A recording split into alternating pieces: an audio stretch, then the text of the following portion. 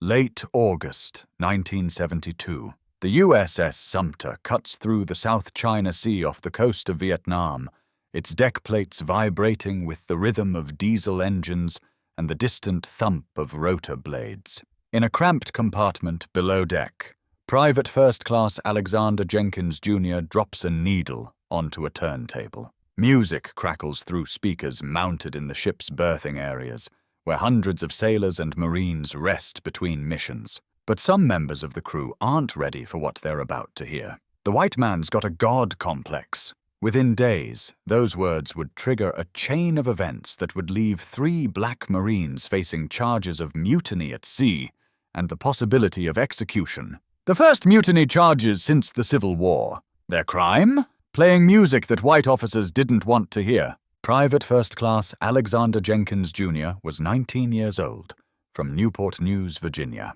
His outgoing personality had earned him an informal role as the ship's DJ, one of the few sources of entertainment during the tedious weeks at sea. The USS Sumter wasn't a glamorous posting. It was a tank landing ship, a massive steel box designed to haul Marines and their equipment into combat zones. There were no fighter jets screaming off catapults, no sonar pings hunting Soviet submarines, just the endless grind of loading, transporting, and unloading troops and equipment in support of a war that America was losing. For the 65 black Marines aboard the Sumter, life was particularly difficult. They represented less than 10% of the ship's Marine contingent, surrounded by hundreds of white sailors and Marines in an institution that had only reluctantly begun integrating 2 decades earlier. The Navy in 1972 was still fundamentally shaped by generations of systematic racism. Black sailors were typically assigned to the worst jobs: mess duties, maintenance work, positions with no advancement potential. Surprise uniform inspections targeted black Marines. Cold food was intentionally served to them in the mess hall. Capricious punishments flowed from non-commissioned officers for infractions that white Marines committed without consequence. One black Marine was sent to the brig on bread and water for having an improperly arranged uniform. Jenkins played music to pass the time, a mix of everything he could find: the Beatles, country and western, Marvin Gaye, Freda Payne. Black Marines listened to songs by white artists without complaint. But when Jenkins played music by black artists, white officers and sergeants reacted with hostility. The songs Jenkins chose often reflected the movements happening back home: the anti-war sentiment, the push for black liberation, the anger at systematic oppression. These weren't just entertainment. They were expressions of identity, of resistance, of hope for something better than the reality these Marines faced every day. Then Jenkins played "White Man's Got a God Complex" by the Last Poets, a Harlem-based spoken word group whose music touched on poverty, drugs, white supremacy, and the killings of Native Americans and Black Americans. The reaction was immediate. Jenkins was pulled into a small room and questioned by higher-ranking white Marines. They accused him of playing music that would incite a riot. Jenkins tried to diffuse the situation with logic. "If you don't have a God complex, then this doesn't apply to you now, does it? But if you do have a God complex, then you've got to listen." A white Marine captain jumped out of his chair so forcefully that it flipped over. He screamed in Jenkins's face. "You think you're so smart, don't you?" Jenkins kept his composure, though he was terrified. "I'm sorry, sir. I really don't understand. It's a record, okay? It's got a nice beat." He decided against pushing further. As he later recalled, "I didn't want to get shot without a trial." But despite Jenkins's attempt to keep tensions from escalating, the situation aboard the Sumter was about to explode. The harassment intensified. Jenkins and other black Marines faced constant verbal attacks from white sergeants and officers. They were accused of being troublemakers, of trying to start problems, of not following orders. The reality was far different. Jenkins and other black Marines had been holding classes on black history aboard the ship. They discussed non-violent resistance. They talked about organizing, about standing up for their rights without resorting to violence. After Jenkins was told he could no longer play music by the Last Poets, 64 of the 65 black Marines aboard the Sumter submitted an informal complaint to Captain John Kruger, the highest-ranking Marine officer on board. It was a measured response, a formal grievance through proper channels, the kind of thing that should have resulted in dialogue, in some attempt to address the systematic discrimination these Marines faced daily. Instead, the response was violence. Throughout early September 1972, fistfights broke out across the ship. Some were started by white Marines, others by black Marines. Accounts vary on who threw the first punches in each confrontation, but the pattern was clear. Racial tensions that had been building for months were finally boiling over in the confined spaces of a ship at sea. On September 8th, during one of these fights, a Marine officer reported being struck by Jenkins. As he attempted to separate the combatants, Jenkins didn't remember hitting the officer. But in an environment where black Marines were already viewed as the problem, his denial didn't matter. Jenkins, Private First Class Roy Barnwell, and Lance Corporal James Blackwell were singled out as ringleaders. They were accused of instigating the general unrest, of resisting orders, of leading what Marine leadership characterized as an organized rebellion. 9 Marines total were arrested, 6 of them black. All 9 were loaded onto a helicopter and flown to shore in Vietnam. There, Jenkins was brought before a colonel who accused him of being either a communist or part of the Black Power movement. The accusation was absurd. Jenkins wasn't a revolutionary. He was a 19-year-old who played music and believed black Marines deserved the same respect as white Marines. But in the paranoid atmosphere of 1972, with the Vietnam War collapsing and social movements at home challenging traditional authority, any assertion of black dignity was interpreted as dangerous radicalism. On September 11th, formal charges were filed. Jenkins, Barnwell, and Blackwell were charged with mutiny, 3 counts each, the first time since the Civil War that American sailors or Marines had been charged with mutiny at sea. They also faced 11 counts of assault, plus charges of rioting and resisting arrest. The maximum penalty for mutiny was death. Even if they avoided execution, they faced the possibility of 65 years in prison each. For Blackwell, there was an additional charge, criminal slander, for calling his commanding officer a racist. The 3 Marines were transferred to Okinawa and placed in the brig. They became known as the Sumter Three in the black press and underground newspapers that covered their case. Mainstream media largely ignored the story initially. The military wanted it that way. These were troublemakers.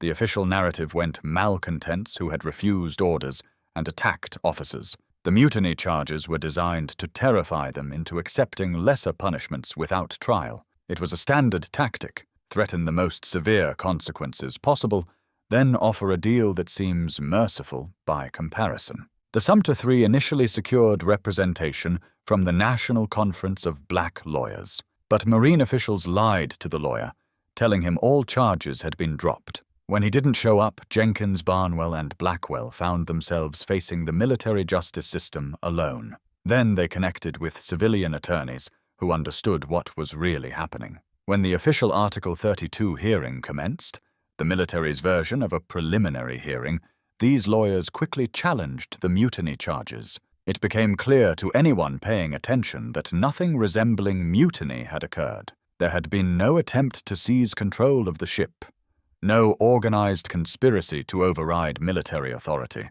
just a series of fistfights sparked by months of systematic racial harassment. But the military wasn't finished. Prosecutors added new charges, riot, and additional counts of criminal slander. The trial was scheduled. Jenkins faced a special court-martial on charges of disrespecting an officer and resisting arrest. Barnwell and Blackwell faced general courts-martial for assault and resisting arrest. The prosecutor pushed for 65 years in prison for each man. The military offered them a deal: accept undesirable discharges and avoid trial. The Sumter Three refused. Blackwell told the press they were willing to give up 10 years of their lives to stop this injustice. What Jenkins, Barnwell, and Blackwell didn't know was that their case was about to become part of something much larger. Just 1 month after the fights on the Sumter, the aircraft carrier USS Kitty Hawk experienced what became known as the worst shipboard riot in United States Navy history.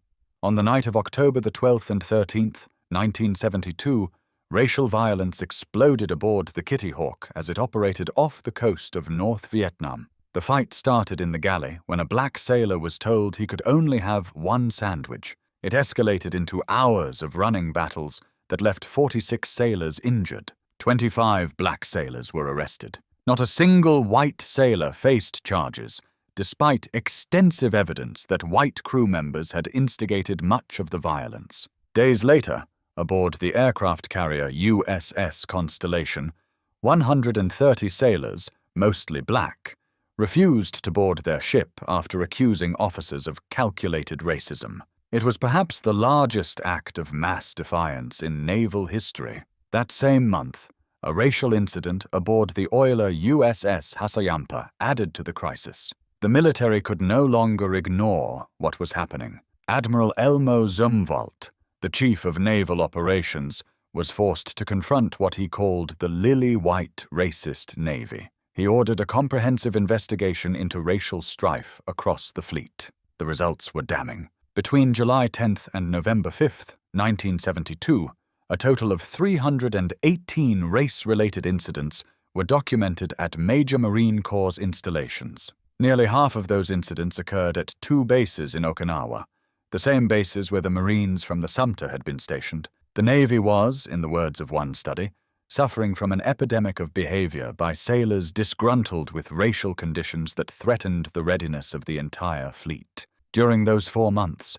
98 race-related criminal cases were prosecuted. The Sumter Three faced the most severe charges of any service members involved in any of the incidents. The investigation revealed systematic patterns. Black service members received a higher proportion of undesirable discharges than white service members of similar aptitude and education. They were substantially more likely to face military justice or disciplinary action. They were assigned to worse jobs, passed over for promotions, subjected to harsher punishments for identical infractions. The racism wasn't subtle. It was institutional, woven into the fabric of how the Navy and Marine Corps operated. Admiral Zumwalt addressed more than 80 admirals and Marine Corps generals, speaking directly about their resistance to reform. "I am speaking to you, through you, to the Navy's entire command structure, to emphasize again that this issue of discrimination must be faced openly and fully." But by the time Zumwalt was forcing this reckoning, the Sumter Three were already months into their ordeal. The legal case consumed the entire Judge Advocate General's office on Okinawa defense attorneys pushed for exoneration. The Marine Corps, facing mounting bad publicity from the Kitty Hawk and Constellation incidents, wasn't eager for more negative attention. The prosecutor, feeling pressure from multiple directions, eventually moved to resolve the case. A deal was offered. All mutiny charges would be dropped in exchange for the 3 Marines accepting unfavorable administrative separations. Not dishonorable discharges, but what the military called general discharges under less than honorable conditions. It was still bad paper. The kind of discharge that would follow them for the rest of their lives, marking them as problem soldiers, making it nearly impossible to find decent employment. Jenkins was also convicted on 2 minor offenses after a special court-martial and received a 3-month sentence. The Sumter Three accepted the deal. They had spent months in the brig. They were exhausted, traumatized, and realistic about their chances if they continued fighting. Even with the mutiny charges dropped, they had been broken by the system. Barnwell and Blackwell received their unfavorable discharges and went home. Jenkins served his 3 months and left with a general discharge under honorable conditions. The 3 men returned to civilian life in a country that didn't want to acknowledge what they had experienced. The Vietnam War was winding down, and America wanted to forget about it. Veterans were often treated with suspicion or hostility. Veterans with bad paper discharges faced even worse. Studies would later show that veterans with less than honorable discharges experienced higher rates of homelessness, substance abuse, and self-harm. The Sumter Three fell into these patterns. Jenkins lost job after job, sometimes because of racial bias, sometimes because employers learned about his past. He married and had a daughter. An uncle who was a Korean War combat veteran gave him advice that he credits with saving his life. I was mad as hell, angry at the world then. He drove it into me that if the cops stop you, that's their chance to mess you up. It's like coming to America as a foreigner. You have to learn the rules as a black man to survive. Jenkins struggled with depression and post-traumatic stress disorder for decades. That situation on the Sumter screwed up my whole life, he said years later. Roy Barnwell died in 2001 from complications from AIDS. James Blackwell died in 1994 of an aneurysm. Both men were in their 40s, their lives cut short by illnesses that may have been exacerbated by the stress and trauma of their experience.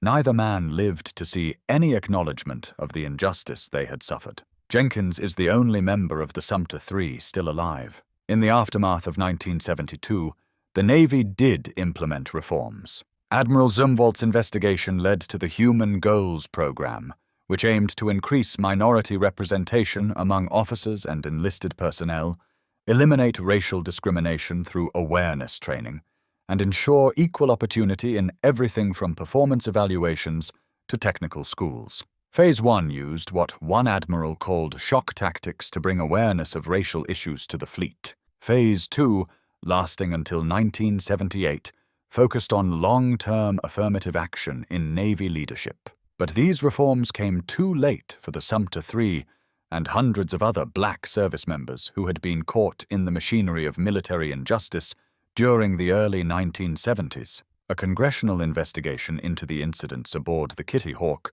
concluded that the riot consisted of unprovoked assaults by a very few men, most of whom were below average mental capacity. The subcommittee stated it could find no evidence of racial discrimination that justified violent reaction. This conclusion ignored mountains of evidence to the contrary. It blamed black sailors for responding to systematic racism while absolving the white officers and enlisted men who had created and maintained that racist system. The pattern extended beyond the Sumter Three. After the Kitty Hawk riot, 25 black sailors were charged. 0 white sailors faced charges, despite testimony that white crew members had armed themselves, formed groups, and hunted black sailors through the ship. The Navy's investigation interviewed primarily white sailors and accepted their version of events as truth. Black sailors who reported being attacked by groups of white sailors found their complaints dismissed or ignored. The story of the Sumter Three reveals how military justice can be weaponized against those who challenge systematic racism. Jenkins, Barnwell, and Blackwell committed no mutiny. They didn't attempt to seize control of a ship or overthrow lawful authority. They played music that reflected their identity and their community. They organized discussions about black history. They filed formal complaints through proper channels about discrimination. They defended themselves when attacked. For these actions, they were charged with crimes punishable by death. The use of mutiny charges was strategic. Mutiny carries the death penalty under military law. Even attempting mutiny or failing to report mutiny can result in execution. By charging the Sumter Three with mutiny, prosecutors created a scenario where accepting almost any lesser punishment seemed preferable. It was legal extortion, using the threat of the ultimate punishment to force acceptance of severe consequences that would destroy these men's futures. This tactic wasn't unique to the Sumter Three. Throughout military history, mutiny charges have been used to suppress dissent and punish those who challenge unjust systems. The charges are often brought against minorities or those with less power, while those in positions of authority who create the conditions for unrest face no consequences. A 2015 study found that black service members were still substantially more likely than white service members to face military justice or disciplinary action. More than 4 decades after the Sumter Three, the patterns of racial disparity in military justice persist. The broader context of 1972 is essential to understanding what happened aboard the Sumter. The civil rights movement had forced changes in American law, but those changes hadn't eliminated racism from American institutions. In the military, integration had occurred on paper, but the reality was far different. Black service members were concentrated in lower ranks and worse jobs. They faced discrimination in promotions, assignments, and discipline. They served in a military prosecuting a war that many of them, and many Americans, believed was unjust. The anti-war movement, the Black Power movement, and the broader social upheavals of the 1960s and early 70s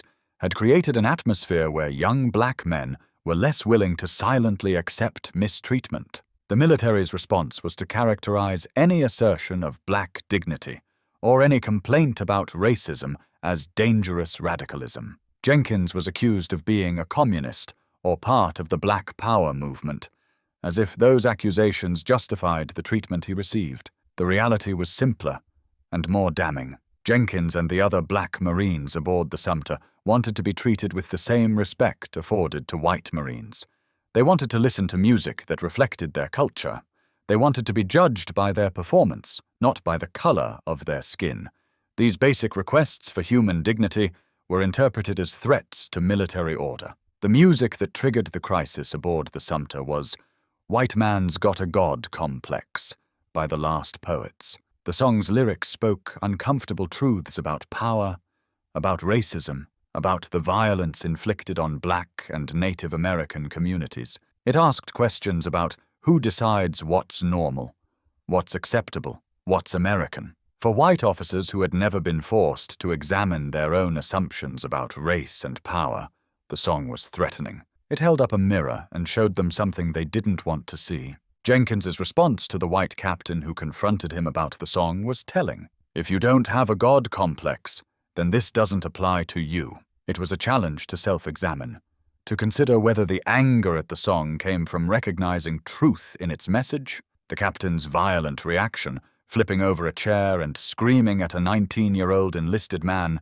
suggested Jenkins had touched a nerve. The subsequent escalation, the harassment, the charges, the attempt to destroy 3 young black men's lives, all of it stemmed from that fundamental unwillingness to confront the racism that permeated the institution. Decades later, the Sumter Three remain largely unknown. There are no monuments honoring them, no Navy ships bearing their names. The military has never formally apologized or acknowledged the injustice they suffered. Jenkins, now in his 70s, lives with the consequences of decisions made when he was 19 years old. He carries the psychological scars of being charged with mutiny for playing music. He lost decades of opportunities because of a discharge that marked him as a troublemaker. He watched both of his co-defendants die young, never receiving recognition or vindication. The broader reforms that followed the racial crises of 1972 were real but incomplete. The Navy and Marine Corps did increase minority representation. Training programs addressed some of the most blatant forms of discrimination, but institutional racism proved harder to eliminate than institutional segregation. Studies in the 2000s continued to find disparities in how black service members were treated compared to white service members. The progress was real, but the destination remained distant. What happened aboard the USS Sumter in 1972 was not an isolated incident. It was part of a pattern of how American military institutions have treated black service members throughout history. From the mass discharge of the Brownsville soldiers in 1906 to the execution disparities during World War II to the Sumter Three, the story remains consistent. Black service members who demand equal treatment are characterized as problems, as threats to order, as criminals. The systems designed to protect their rights instead become weapons used against them,